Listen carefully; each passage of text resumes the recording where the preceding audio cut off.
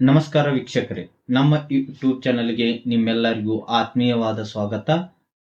ಇಂದು 31ನೆಯ ಗೃಹಲಕ್ಷ್ಮಿ ಕಂತಿನ ಅಪ್ಡೇಟ್ ಮತ್ತು ಸಚಿವ ಸಂಪುಟದಲ್ಲಿ ಗೃಹಲಕ್ಷ್ಮಿಯ ಪರಿಶೀಲನೆ ಬಗ್ಗೆ ನಡೆದ ಚರ್ಚೆ ಲೈವ್ ಪ್ರೂಫ್ ನಿಮಗೂ ನಾನು ಹೇಳಲು ಬಂದಿದ್ದೇನೆ.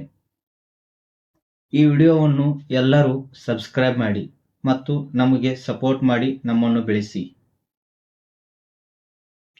ವೀಕ್ಷಕರೇ, ಇವತ್ತಿನ ಅಪ್ಡೇಟ್ ಗೃಹಲಕ್ಷ್ಮಿ ಎಂದರೆ 31ನೇ ಕಂತು ಹಂತ ಹಂತವಾಗಿ ರಿಲೀಸ್ ಆಗಿದ್ದು ಈಗಾಗಲೇ ಕೆಲವು ಜನರಿಗೆ ಜಮೆ ಆಗಿದೆ.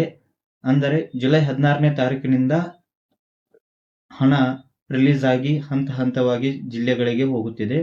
ಅಂದರೆ ಒಂದು ಪರ್ಸೆಂಟೇಜ್ ವೈಸ್ ನೋಡ್ರೆ 45% ಆಲ್ರೆಡಿ ಫಂಡ್ ರಿಲೀಸ್ ಆಗಿದೆ, ಜನರಿಗೆ ತಲುಪಿದೆ. ಇನ್ನು 55% ಬ್ಯಾಲೆನ್ಸ್ ಇದೆ. ಸದ್ಯದಲ್ಲಿ ಅದು ಹಣ ಈಗಾಗಲೇ ರಿಲೀಸ್ ಆಗ್ತಾ ಇದೆ. ಈಗ ಸದ್ಯ ಯಾರಿಗೆ ಹಣ ಬಂದಿಲ್ಲ ಅಂತ ಹೇಳಿ ಆತಂಕ ಪಡಬೇಡಿ. ಈಗ ಸದ್ಯದಲ್ಲಿ ನಿಮಗೆ ಹಣ ಬರುತ್ತದೆ.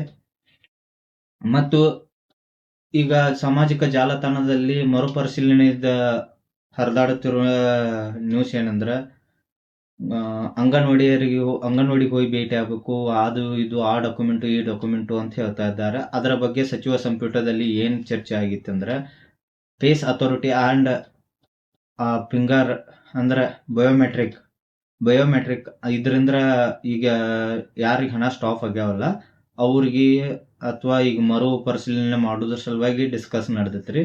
ಆ ಡಿಸ್ಕಸ್ ನಡೆದ ಪ್ರಕಾರ ಅವ್ರೀಗ ಫೇಸ್ ಅಥಾರಿಟಿದು ಇದ್ರ ಬಂದಿರಲ್ಲ, ಬಯೋಮೆಟ್ರಿಕ್ ಮೇಲೆ ಈಗ ಮರು ಅರ್ಜಿ ರಿನ್ಯೂವಲ್ ಮಾಡ್ಕೋಕೆ ಆಪ್ಷನ್ ಮಾಡ್ತಾರ ಅನ್ನೋ ಅದು ಫೈನಲ್ ಆಗಿಲ್ಲ. ಯಾವ ಡೇಟ್ ಅಂತೂ ಹೇಳಿಲ್ಲ. ಈಗ ಸದ್ಯದಲ್ಲಿ ಸಿಕ್ಕಿರುವ ನ್ಯೂಸ್ ಇಷ್ಟೇ. ಈ ವಿಡಿಯೋವನ್ನು ನೋಡ್ತಾ ಇರಿ.